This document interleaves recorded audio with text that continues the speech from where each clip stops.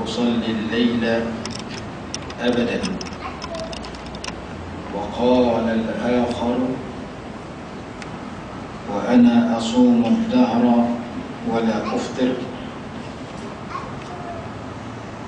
فقال الآخر: وأنا أعتزل النساء فلا أتزوج أبدا.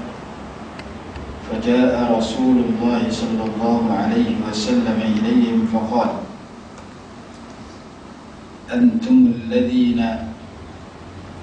قلتم كذا وكذا، أما والله إني لأخشاكم لله وأتقاكم له، لكني أصوم وأفطر وأصلي وأرقد وأتزوج النساء، فمن رغب عن سنتي فليس مني. متفق عليه.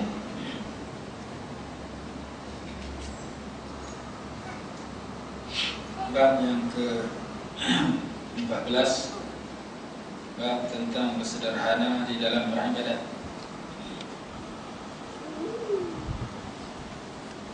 Hadis yang kedua diriwayatkan oleh Sayyidina Anas ibni Malik radhiyallahu anhu, telah datang oleh 3 orang lelaki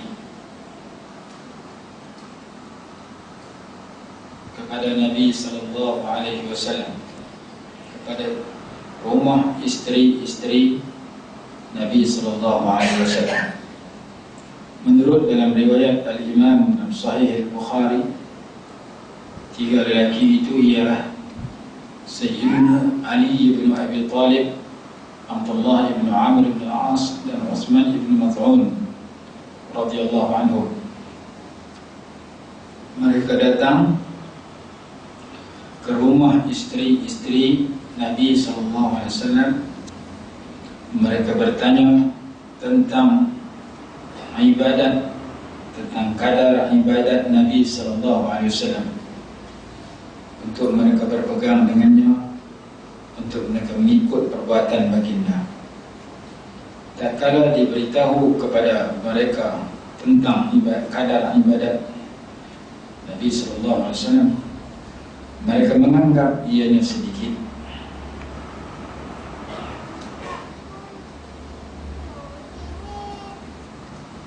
Mereka menganggap amalan Nabi SAW itu sedikit, sedangkan baginda tak ada dosa. Kita yang banyak dosa, kenapa lagi banyak? Itu anggapan mereka. Qalu, mereka berkata, Aina nahnu minan Nabi sallallahu alaihi wasallam. Di manakah kita berbanding dengan Nabi sallallahu alaihi wasallam? Sudah tentu jauhlah jaraknya kita dengan Nabi sallallahu alaihi wasallam. Dan sesungguhnya Allah Subhanahu wa ta'ala telah mengampunkan dosa baginda yang terdahulu dan terkemudian, sebagaimana ayat 2 surah Al-Fath juzuk 25, Inna fatahna laka fathan mubina liyaghfira laka Allahu ma taqaddama min dhanbika wa ma ta'akhkhar. Untuk Allah mengampunkan bagimu segala yang telah lalu daripada dosamu dan terkemudian.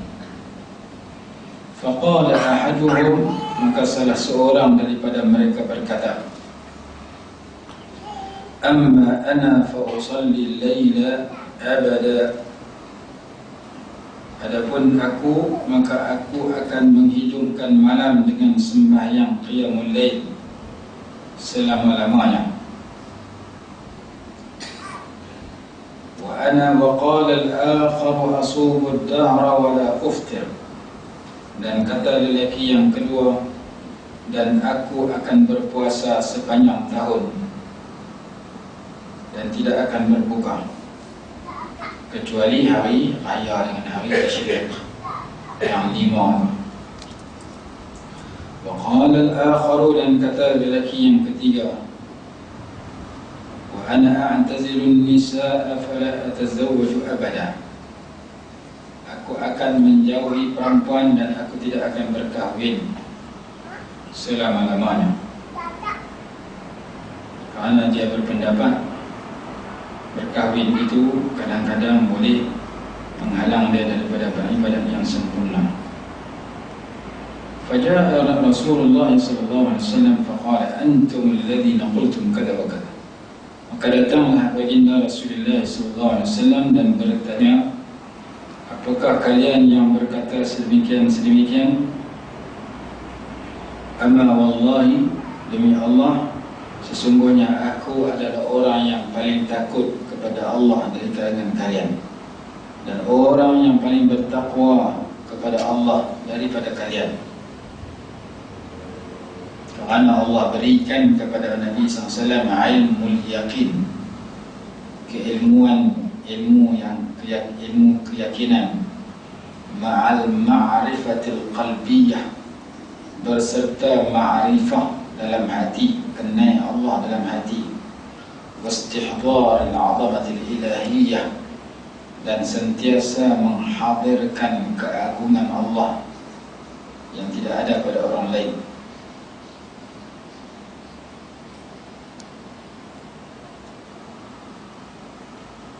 Jadi khasyah itu takut yang disertakan dengan kenal, itu khasyah. Takut kepada Allah dan disertakan dengan kenal Allah, namanya khasyah. Wa inni la akhsyakum, aku orang yang paling khasyah, paling takut kepada Allah. Imam Ibn Mas'ud radhiyallahu anhu berkata, innamal ilmul khasyah, hanya asalnya orang yang benar-benar dapat ilmu apabila dia ada rasa takut kepada Allah yang sertakan dengan kenal Allah.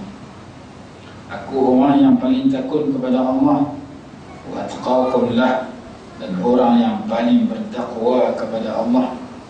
Lakinni asumu wa uftir wa usalli wa arqud wa atazawwaju nisa, tetapi aku berpuasa pada satu ketika dan aku berbuka pada satu ketika yang lain, dan aku sembahyang di malam sebahagian malam, dan aku tidur sebahagian waktu yang lain untuk menunaikan hak diriku, dan aku mengahwini perempuan.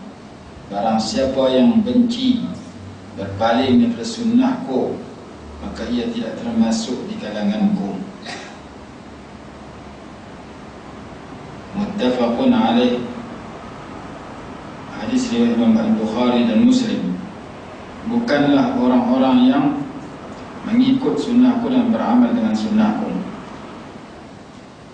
Disebut di sini, Nabi SAW sebut kepada sahabat yang nak puasa sepanjang tahun, nak semayang sepanjang malam, dan nak berkahwin dan nak membujang seumur hidup, aku puasa dan buka, semayang dan tidur, berkahwin dengan perempuan. Barang siapa yang benci kepada sunnah aku, maka tidak termasuk di kalanganku. Maksud dari sini bukan berarti orang yang tidak melakukan perkara itu dianggap salah. Orang yang puasa sepanjang tahun dianggap salah. Orang yang jaga sepanjang malam dianggap salah. Orang yang tak kahwin seumur hidup dianggap salah. Salah tu bukan pasal dia tak melakukan, pasal dia benci. Sebab perkataan raghiba tu makna tak suka. Raghibaan makna dia benci. Kalau raghiba fi makna suka. Jadi barang siapa yang tak berkahwin dalam masa sama, dia benci kepada perkahwinan, itu yang salah. Tapi kalau dia tak berkahwin dengan sebab dia tak ada jodoh, dia bukan benci kepada perkahwinan, dia saja tak mau menikah, yang itu tak salah. Kalau dia rasa dia tak kahwin pun lebih baik daripada kahwin. Kahwin ni ada 5 hukum. Ada ketika wajib, ada ketika sunat, ada ketika harus, ada ketika makruh, ada ketika haram. Jangan kita rasa nikah ni semua baik. Ada ketika haram. Macam mana haram? Kalau dia kahwin dengan perempuan, dia mendera perempuan itu, dia menjadikan perempuan itu orang yang jahat. Dia kahwin tujuannya nak suruh perempuan jadi belajar orang kawan. Haram. Jadi dalam kitab fiqh membahaskan hukum kahwin ada 5. Jangan kita anggap orang tak kahwin dosa. Pasal hadis ni kata bahawa siapa yang benci sunnah kot ni benci, bukan tak mau buat. Dan ada satu kitab Khatib muka surat bincang tentang al-ulama wal-huzzab, alim ulama yang anak tolong. Nak turunan anak dara. Ada ulama yang tak menikah sampai mati. Mereka sibuk dengan ibadat mereka. Mereka sibuk dengan mengaji dan mengajar mereka, sehingga mereka tak ada masa untuk memikirkan hal rumah tangga, hal untuk berkahwin, sehingga mereka meninggal dunia dalam keadaan tak berkahwin. Di antara yang terkenal Imam Nawawi rahimahullah, pengarang kitab kita.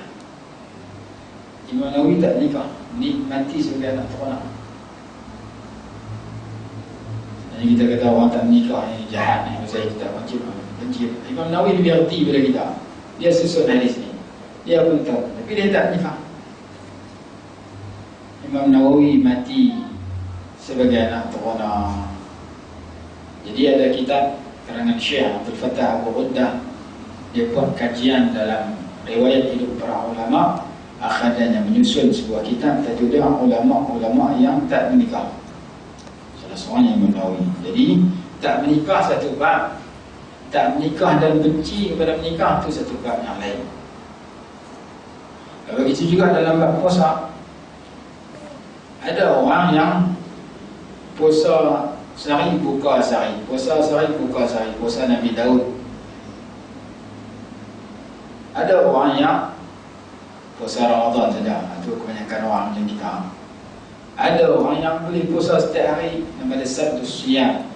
Dalam kitab Iqamatul Hujjah dikatakan Sayyidina Umar radhiyallahu anhu salah seorang yang melakukan sedemikian. Cerita ni murah dah boleh puasa hari-hari.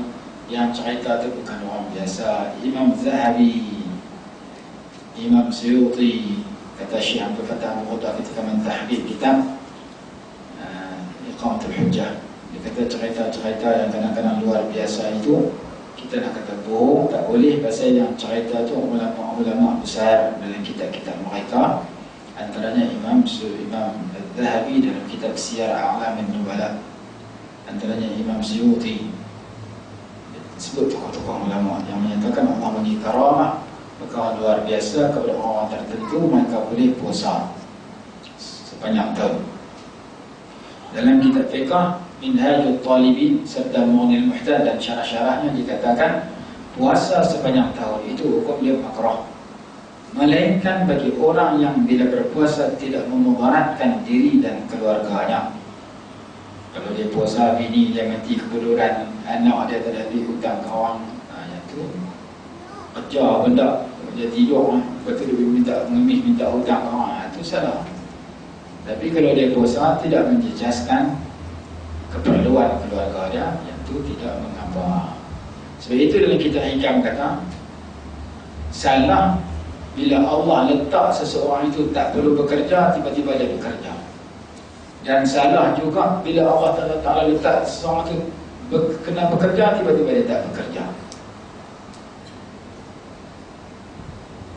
Iradatuka tajrid ma'a iqamatillahi iyyaka fil asbab min ash-shahwati al-khafiyyah, wa iradatuka al-asbab ma'a iqamatillahi iyyaka fil tajrid inhidatan min al-himmati al-'aliyyah. Bila kamu nak duduk saja, sedangkan Allah tetap kamu kena kerja, itu menunjukkan bahawasanya kamu mengikut nafsu kamu. Dan bila kamu nak kerja, bila Allah tetap kamu duduk saja, menunjukkan bahawasanya kamu tidak mempunyai semangat yang tinggi. Macam mana cerita penting pula. Ada orang yang tak kerja pun tak apa, duit dah ada. Pak dia mati tinggal 1 juta. Dia pergi kerja nak buat apa ni? Duit 1 juta makan tak habis. Orang lebih tu tak sabar kerja. Kerja tak cari. Pasal kerja ni untuk cari duit bagi kita dapat keperluan, kita beli, kita guna, tak perlu minta derma kepada orang, tak perlu minta hutang kepada orang. Tiba-tiba kita hidup sebagai orang yang Allah dah sempurnakan keperluan kita, hidup makan tak habis. Kita duk gagah cari lagi sampai tak ada mengaji, tak ada ibadat. Kalau kita dah ada rezeki dah berlambak-lambak, tingkatkan ibadat kita. Duduk dalam ibadat. Ada seorang tu imam almarhum lah. Dia ada tanah dia kena projek perumahan. Orang nak ambil tanah dia buat taman, dia pun setuju. Bila buat taman perumahan, apa yang buat taman tu bagi kepada dia satu bangunan rumah sewa, hanya 20 biji rumah sewa sebagai anugerah kepada tanah yang digunakan. Dia akan tiap-tiap bulan, tak jadi tu imam pun tak apa, tiap-tiap bulan dia terima sewa rumah tu, makan tak habis. Sewa rumah ya. Rumah yang dia dapat, kita kata dapat 10 biji rumah. Kalau sebulan 300 biji, 300, 10 biji 3,000, duduk saja dapat 3,000. Maka dia tak perlu bekerja. Kerja dia apa? Pergi masjid, baca Quran, buat ibadat, mayang tahajud. Aku nak pergi pejabat, nak pergi kebun. Apa pergi kebun? Sekadar nak keluar peluh tak apa. Tapi kalau pergi kebun kerja sampai tinggal semayang jemaah, apa? Pasal aku tulis ibadat. Orang yang Allah letak dia kena kerja, tiba-tiba dia tak kerja, dia salah. Orang yang Allah letak dia tak kena kerja, tiba-tiba dia pergi kerja, dia salah. Hak kena kerja, tinggal kerja, salah. Hak tak kena kerja, tinggal tak kerja, pergi kerja, salah. Jadi kita kenal diri kita. Bila kita pencet, kita dapat bulanan. Dengan bulanan ini cukup atau tak cukup untuk aku nak bini sampai aku memuskan nafas yang terakhir. Tengok-tengok cukup, tumpu kepada ibadat. Bayang jemaah, mengaji, baca Quran, bayang tahajud, bayang duha, baca wirid, khatam Quran banyak-banyak. Pasal duit kita tak perlu dikerja dah dapat dah. Tapi kalau kita fikir tak cukup, pencen 5 pencen 1,000, bini ada 4 ni, anak 24, dekat 1,000 tu habis begitu. Masa tu kita pencen pun tak duduk sejari, kena membuat teksi juga, kena cari kerja lain, berniaga lain. Jadi Imam Ibn Athaillah Sakandari rahimahullah tengok orang. Lepas tu kita tak boleh salahkan kepada orang yang kerja dia mengaji, semayang, tahajud, puasa, ibadat dalam masa yang sama, dia tak ada kerja, duduk saja. Ni pokok tak kerja langsung. Tahu keadaan aku lagu aku tak kerja. Kawan, aku tak kerja ni, duit aku dah berapa, tu aku tak kerja. Kerja nak buat apa? Jadi masa untuk pergi kerja aku ganti dengan ibadat. Aku orang yang cerdik. Cuma payah nak cari dulu. Yang tak cari mesti kena kerja. Tak kerja mampu. Jangan ada orang kata aku kerja, aku berdakwah, kena tinggal bini. Bini dia nak makan salat, mau betul kena hantar makan. Itu tak boleh. Pasal kalau kita duduk dalam keadaan tak perlu kepada meminta kepada orang ramai, keperluan kita sudah cukup, tiba-tiba kita pergi cari juga bukan untuk nak buat baik. Kalau cari kerana nak derma, cari kerana nak bayar zakat, cari kerana nak pergi haji umrah, nak tambah untuk tambah kebaikan, tak apa. Ni cari tekan nak topak bagi banyak, ada dalam bank 500,000 lah, nak bagi jadi 1,000,000. Kadang-kadang memberikan kesan kepada ibadat kita. Tak ada di masjid juga, tak ada baca Quran juga, tak ada mengaji juga. Dengan sebab hak 500,000 nak jadikan 1,000,000, hak 1,000,000 nak jadi 2,000,000, 2,000,000 rupiah. Jadi sekiranya seseorang tu dah ada keperluan dia fikir duit aku yang ada sekarang ni sudah cukup untuk aku mati, aku dah tak minta kepada siapa, anak bini aku perlu, ketika itu dia kena tingkatkan ibadahnya. Yang jadi masalah lah ni, duit dah ada, mengadat benda, tu dia punya pasal, tu teruk. Jadi Imam Ibn Athaillah Sakandari rahimahullah tetap seseorang tak sama. Ada orang mesti bekerja. Bahkan para Nabi dulu-dulu bekerja. Nabi Adam harratan, seorang petani, kata silap. Nabi Daud seorang tukang baju. Nabi Musa, Nabi Muhammad seorang pengembala kambing. Nabi Syuaib pengembala kambing. Ada nabi-nabi bekerja dengan jawatan masing-masing, disebut dalam kitab Ihya, kitab Adabil Kasbi wal Ma'isha, kitab adab untuk bekerja. Disenaraikan nama para nabi dulu-dulu yang dalam masa yang sama mereka tak meninggalkan jawatan sebagai seorang nabi dan rasul, berdakwah kepada orang, tapi mereka bekerja untuk cari rezeki, tak minta ke orang. Jadi kita sebenarnya keadaan kita tahu. Kalau kita dah ada kemasukan bulanan dengan sebab rumah sewa kita banyak, tanah kita banyak, kebun getah kita banyak, bendang kita banyak, kita duk gagah pergi kerja lagi tukang kebun, tukang petik bola apa.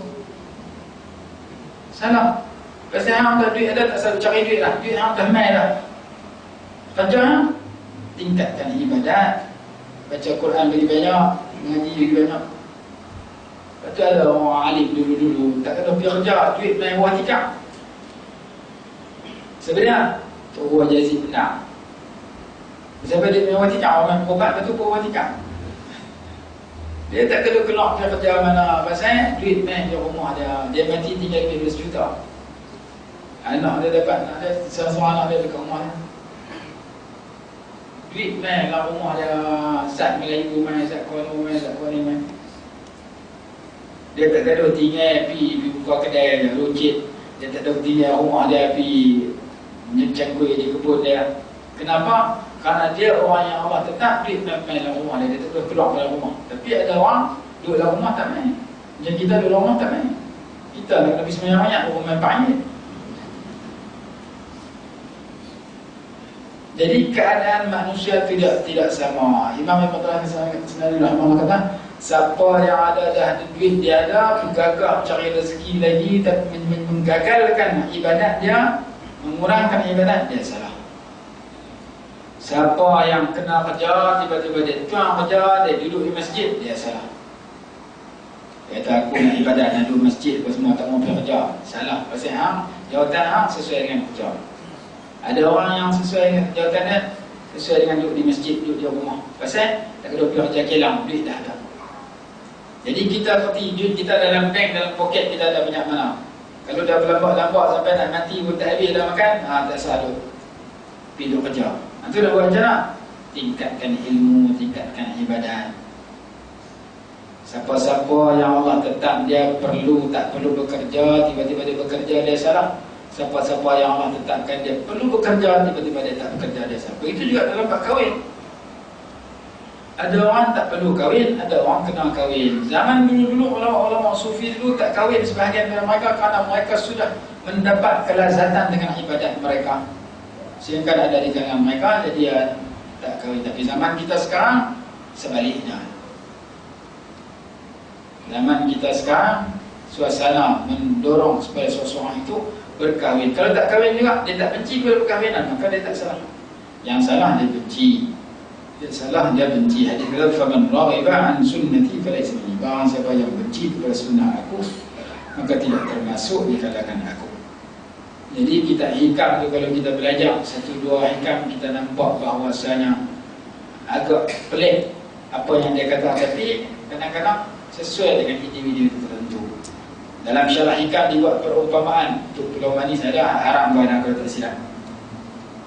Dia kata kalau seorang raja tu ada dua orang pembantu dia. Dia kata kat pembantu dia yang pertama, hang kena jaga kebun aku. Hang siram air di pokok bunga, hang kena buah baja, hang kena semua racun, hang kena sapu sampah. Hang kena jaga kebun aku. Lepas pada hang jaga kebun aku bagi gaji hang setiap bulan. Kalau teman baik, kati menjunjung perintah tuanku, maka kerja dia jadi tukang kebun. Kebun-kebun raja dia kena jaga bagi rapi, bagi elok. Kerana raja suruh dan raja berjanji nak bagi gaji setiap bulan. Raja kata, jaga kebun aku elok, aku bagi hang sebulan 2,000, sebulan 3,000. Maka tugas dia dalam mentaati kehendak raja ada, supaya raja suka kat dia, kebun tu kena bagi jadi elok. Main pembantu yang kedua, raja kata, hang jangan kerja. Kerja hang berkhidmat kepada aku, dampingi aku sudah. Aku pinta mana duduk di sebelah aku. Hang jangan kerja. Cukup bulan aku bagi gaji hang 3,000. Macam kawan tadi lah.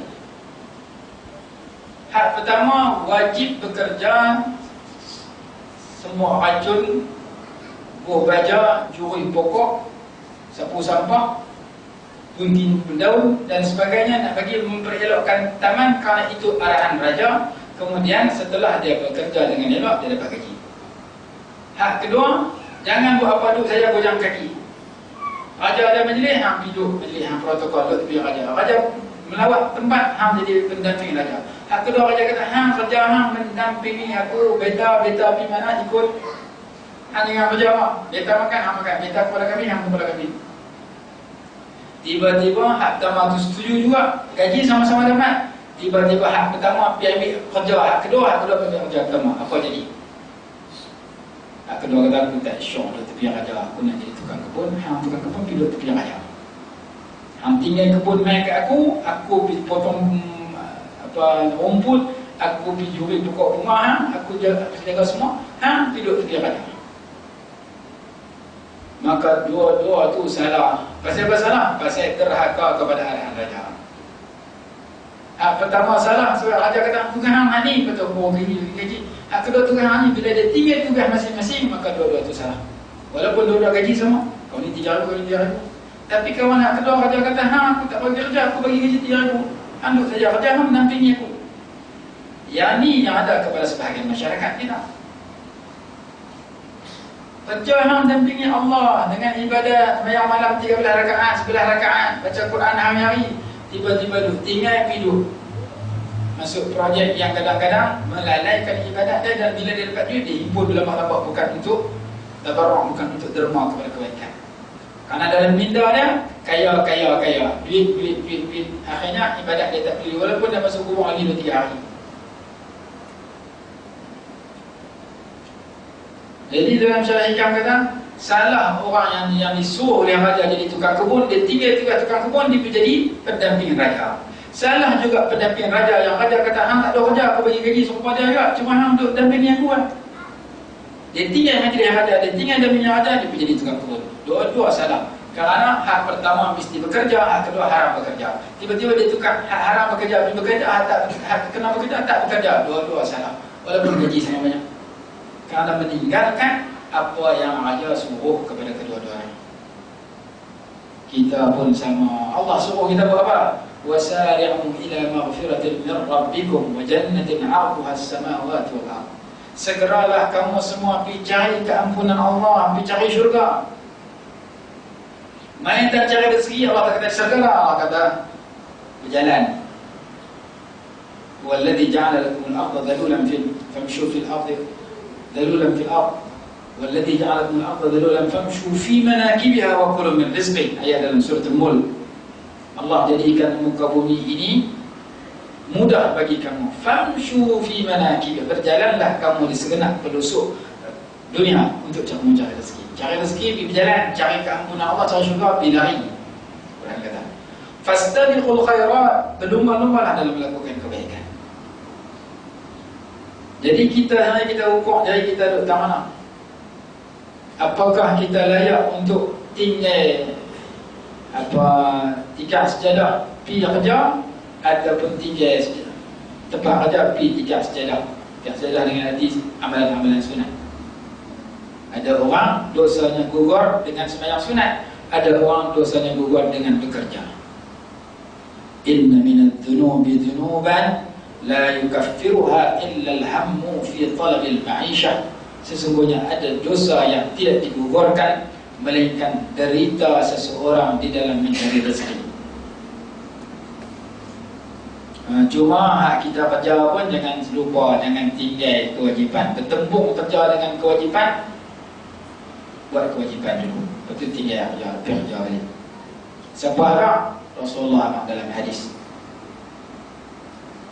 dan ulama sebut kenyataan ulama hidup di dunia macam selama-lamanya hidup untuk akhirat macam nak mati esok. Berjumpa akhirat dengan dunia, utamakan akhirat, tinggal dunia saja. Tembung antara sembahyang maghrib dengan pasal malam, pergi sembahyang maghrib saja, betul pergi pasal malam balik.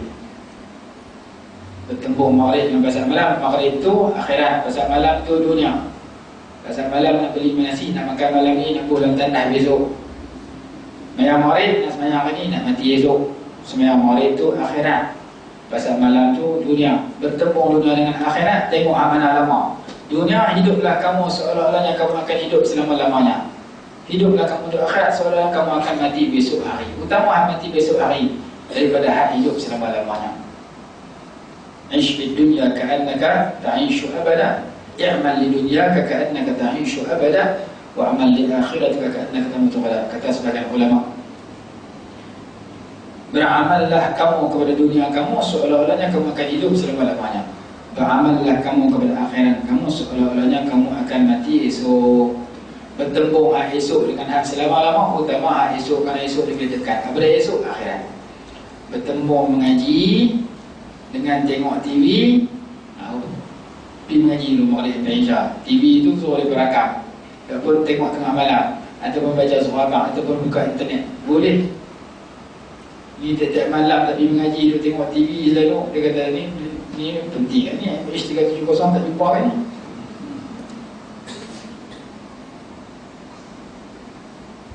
Dia tengok berita MH370 ni, mengaji tak main. Mengaji untuk akhirat, mengaji untuk mati esok. Tengok TV seolah kamu hidup selama-lamanya, kerana kamu nak dapat berita dunia. Jadi sebagaimana pembantu raja yang pertama salah tinggal kebun hidup tepi raja, salah juga orang tepi raja tinggal duduk tepi raja hidup di kebun. Sebagaimana orang yang tak ada duit salah tak pergi kerja, sebagaimana orang duit dah berlambak salah pergi kerja juga. Sedangkan masa dia kerja dia boleh isi dengan mendampingi raja kepada segala raja. Masa dia kerja tu dia boleh dampingi Allah Subhanahu wa ta'ala, buat bekal banyak-banyak dengan amal kebajikan. Dia boleh zikir sehari. Orang dulu-dulu, ulama-ulama dulu buka kedai niaga, sementara nak jumpa pelanggan semayang dulu puluh-puluh rakaat, ratus-ratus rakaat. Betul orang jumpa orang. Kita lah kalau buka kedai lorong tak semayang, asam tak semayang. Orang dulu-dulu dalam kedai mereka berzikir. Lah ni kita masuk kedai mereka berzikir, berhibur. Masuk kedai Cina pun berhibur, masuk kedai Melayu pun berhibur. Masuk supermarket ada lagu tu juga, masuk kedai Melayu pun ada lagu tu juga. Kamu nak cari rezeki silakan, tapi dalam masa yang sama kamu dengan akhirat kena jaga, kamu dengan zikrullah kena jaga, kamu dengan ayat Allah jangan jauh. Tapi berapa ramai orang duduk dalam kedai dia boleh pasang nasyid, dia boleh pasang ceramah, dia boleh dengar Quran, dia boleh tak pasang apa, dia boleh berzikir pusing tasbih seorang-seorang dia. Jadi cashier di kedai yang dia buka, kedai makan kan, kedai runcit kan, kedai pakaian kan, dia boleh. Sementara pelanggan nak main bayar duit, aku duduk pusing tasbih, aku duduk dalam laji. Tak ada siapa tengok, aku dengan Allah tahu. Payah cari dulu. Yang ada, time orang tak bilang duit. Time orang tak dengar lagu. Hang dah cari dunia melalui duit yang hang jual beli. Hang cari dunia melalui telinga hang juga. Hang tak dengar ceramah agama, hang tak dengar nasihat orang, hang dengar lagu-lagu yang melalui hang daripada Allah SWT. Lepas tu balik pergi semayang, hati dah keras. Mayang tak khusyuk, boleh ingat kedai dah. Masa dia duduk di kedai tu dia tinggal akhirat terus. Dia boleh pergi buat 8 pagi sampai pukul 6 petang. Balik-balik main maghrib, nak semayang maghrib, main balik aktiviti dalam kedai dia tadi. Ada orang makan kuat, ada orang makan tak kuat, dia tengok semua rakam, main balik tengah semayang maghrib. Dia terlupa rakaat. Ulama kata berapa ramai orang yang duduk di kedai, duduk di pasar, ingat ke masjid. Berapa ramai orang yang duduk di masjid, ingat ke pasar. Yang banyak duduk di masjid, ingat di luar. Duduk di luar, ingat ke masjid, sikit. Allah Subhanahu Wa Taala sebut, ingat kat kita melalui janji Nabi SAW, orang yang akan mendapat salah satu naungan Allah daripada 7 golongan ialah warajulun qalbuhu mu'allaqun bil masajid, lelaki yang hati dia terikat dengan masjid. Dia duduk di pasar, dia duduk di kedai, dia duduk atas kereta, dia duduk atas kereta api, dia duduk atas terbang, dia ingat kepada sujud kepada Allah, ingat kepada tempat ibadat. Dia duduk di luar, dia teringat hati dia nak pergi tempat ibadat. Setiap hari aku mesti pergi tempat ibadat, walaupun maghrib dan isya, walaupun maghrib dan isya saja. Setiap hari hati dia terikat nak pergi masjid, teringat nak pergi masjid. Orang tu Allah janji nak bagi perlindungan di akhirat kelak. Walaupun kita duduk di pasar, tapi Aktiviti dalam masjid tu ada kat kita di pasar. Dalam masjid kita berzikir, dalam masjid kita tidur di pasar. Tak apa, tidurlah i'tikaf. Dalam masjid kita berdoa, di pasar kita berdoa, di kedai kita berdoa kalau kita buka kedai, di sekolah kalau kita jadi cikgu kita ingat pada Allah, kita di kelang kita boleh berzikir pada Allah. Itu orang yang menghimpunkan dunia dengan akhirat di mana saja dia berada. Sayyidah Rabi'ah Al-Adawiyah radhiyallahu anha berkata, inni ja'altuka fil fuadi muhaddithin wa abahtu jismi liman arada julusi. Kalau aku duduk tak mana pun, lidah aku bercakap dengan orang, tubuh badan aku berhadapan dengan orang, tapi hati aku mengingati Allah. Hati aku berbicara dengan Allah. Hati aku mengingati Allah Subhanahu wa ta'ala. Wa ja'altuka fil fuadi muhaddithi. Aku jadikan hatiku berbicara denganmu ya Allah. Walaupun lidah aku bercakap dengan orang, walaupun tubuh badan aku bergaul dengan orang, tapi hati aku sentiasa dengan Allah Subhanahu wa ta'ala. Orang lagu tu kalau zikir dia banyak, melimpah nur dia, cahaya dia, melimpah kebaikan dia, melimpah ke ghiza rohani, makanan jiwa dia, cahaya hati dia kepada orang yang mendampinginya. Yang ni ada kepada orang-orang yang ma'rifah, yang kenal Allah Subhanahu wa ta'ala. Mereka duduk dalam berzikir, orang main jumpa mereka kena hantu-hantu cabut. Orang kena kelaku tak bagus main jumpa mereka dengan nasihat mereka, dengan renungan mereka, dengan doa mereka, balik berubah jadi baik. Mereka malah berzikir balik boleh baca sepatah dua, kerana duduk dengan orang yang sedemikian. Atas sebab itulah Nabi SAW sebut tak ada siapa boleh tandingi 100, 200, 300 tahun generasi Nabi SAW dan para sahabat dan tabi'in. Khairul quruni qarni, thumma alladhina yalunahum, thumma alladhina yalunahum. Sebaik-baik kurun itu kurun aku, kemudian yang mengiringi mereka, kemudian yang mengiringi mereka. Sahabat, tabi'in, tabi'in.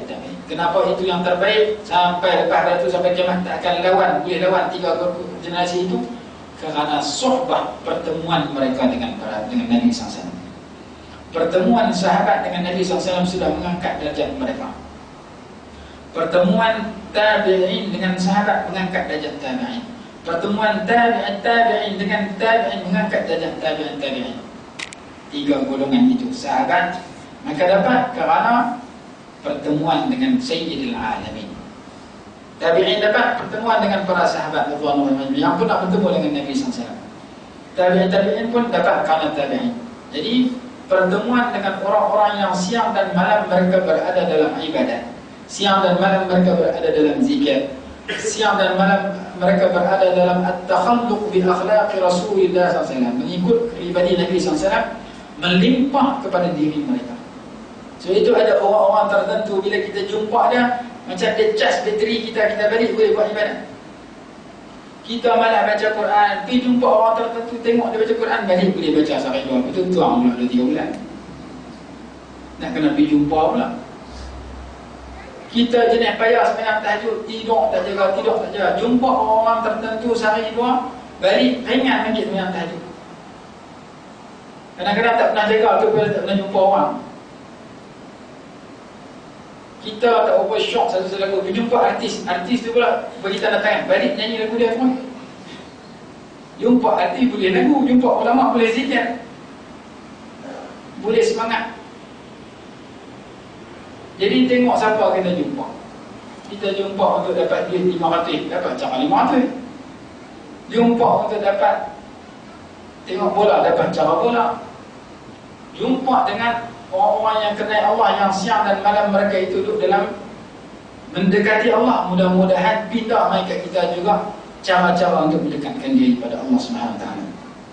Jadi kita baca hadis malam ni cerita bagaimana susah hatinya para sahabat kerana mereka menganggap ibadat mereka sikit. Kami ibadat sikit, macam mana boleh tinggal? Rasulullah tak ada dosa ibadat dah banyak, tu dah berlambak dah. Kami dah kenal lagi banyak, tu yang masa nampak lagi banyak. Sahabat fikir susah hati macam mana nak berbukai ke akhirat sikit. Kita susah hati pasal duit sikit, kita susah hati pasal gelaran lekeh, susah hati pasal pangkat rendah, kena belajar satu bab dalam kitab Imam Ghazali nama Kitabul Muhlikat, kitab tentang sifat-sifat yang merosakkan manusia. Salah satunya hubbul jah, cinta kepada pangkat, cinta kepada pujian, cinta kepada keduniaan yang sementara. Nak kena kikir perasaan itu, nak kena rawat perasaan itu. Bila seseorang tu cinta kepada gelaran, siang dan malam dia usaha, bila aku nak dapat gelaran Datuk ni, Datuk Seri, Tan Seri apa semua. Karena matlamat dia gelaran yang hebat. Bila seseorang tu matlamat dia pangkat, macam mana aku nak naik pangkat tinggi secepat mungkin? Bila seseorang tu matlamat dia wang ringgit, macam mana aku nak jadi kaya secepat mungkin? Semua tu kita akan tinggi. Kaya pun tinggi, pangkat besar pun tinggi, gelaran hebat pun tinggi. Kita nak bawa pahala, iman, istiqamah, taqwa, amal soleh. Kita tak fikir apa? Tak fikir macam mana aku nak bagi tebal iman aku, macam mana aku nak bagi istiqamah, kemudian teguh dalam kebaikan, macam mana aku nak tingkatkan taqwa aku, macam mana aku nak tingkatkan amal soleh aku, macam mana aku nak tingkatkan ilmu aku, macam mana aku nak tingkatkan ibadat aku. Semua hidup daripada mula aku lahir sampai malam ni tak pernah sembahyang tahajud 8 rakaat. Tarawih tu pun kurang setengah. Rasulullah sembahyang tahajud 11 rakaat, witir sekali, 13. Kita tahajud 2 rakaat pun betul. Sedangkan tahajud tu hadis sahih. Kok dah ada masa cuti boleh makin sembahyang 8 rakaat. Saya pergi nilai tahun lepas, kata beli senang, pergi ada program dengan Jabatan Mufti, pergi 3 orang, saya, Datuk Hamid, Datuk Aziz Hanafi. Datuk Aziz duduk bilik sebelah, saya duduk satu bilik dengan Datuk Hamid. Datuk Hamid ni tidur malam, makin sembahyang 13 rakaat. Saya tengok, dah orang tua ni makin awal. Aku muda pun kena duduk ikut belakang dia. Pas sembahyang, sampai habis 13 rakaat tarawih, sembahyang tarawih, sembahyang tahajud dengan sembahyang witir. Dalam keadaan dia sakit tu, fikirnya aku ni muda pun tak ada makit macam dia. Lepas tu makit tidur boleh juga. Dia kata hantar muda, tidur dah tidur sekatil, tidur seorang 2 katil, 2 masjid. Balik rumah boleh tiru sekali 2 pasal apa? Pasal duduk pi dah. Oh, tak jadi, tak mayangnya. Lepas tu kurang lagi. Jadi sekurang-kurangnya kita kena cari orang-orang yang boleh cas bateri kita, walaupun dia tak nasihat kita, walaupun dia tak cakap, tapi pandangan dia dan doa dalam hati dia sudah boleh mengubah peribadi kita, menyuci karat-karat yang ada pada kita. Tu kena cari. Kita dia tunggu di rumah, dia tak main. Macam orang jadi pemimpin. Orang jadi pemimpin, nak cari tukang ampu tak ada cari, dia main. Kita jadi YB, kita jadi menteri, tukang ampu kita keliling. Pasal ada tujuan tertentu. Tiba-tiba kita jatuh daripada jabatan menteri, jatuh dah, ampu tu hilang pun. Kami baik dengan hang, hang pegang jawatan, hang pegang jawatan, kami tak peduli lah, kami pergi ampu orang lain lah. Buat ampu sana, buat ampu sini. Tapi nak cari tukang nasihat, kita kena pergi cari mereka tak main kat kita kadang-kadang. Kita pegang jawatan, kena cari penasihat untuk kita. Penasihat dia tak main, macam kita kena pergi menghadap dia. Nabi Musa nak dapat nasihat daripada Nabi Khidir, pergi cari Nabi Khidir dalam suratul Kahfi. Jadi orang yang tukang ampu kita, selama kita ada jawatan, dia main ampu kita pasal dia ada kepentingan. Kita pencen, dia tak kenal kita. Saya pergi sembahyang di Sungai Petani ni, baca khutbah. Bekas salah seorang menteri besar yang jumpa saya. Selepas saya baca khutbah, saya raih dia berbuih, saya maaf. Tapi saya kesian dia tak siapa pergi kat dia. Pasal dia tak jadi menteri besar. Dulu masa dia jadi menteri besar, dia panggil saya pergi makan di rumah dia.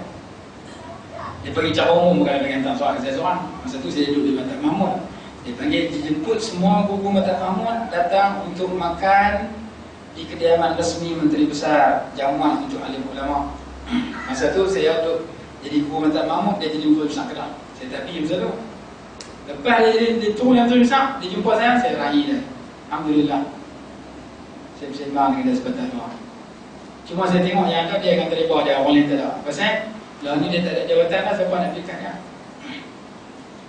Kadang-kadang orang yang mendampingi kita sewaktu kita pegang jawatan, orang tu datang kerana ada kepentingan tertentu.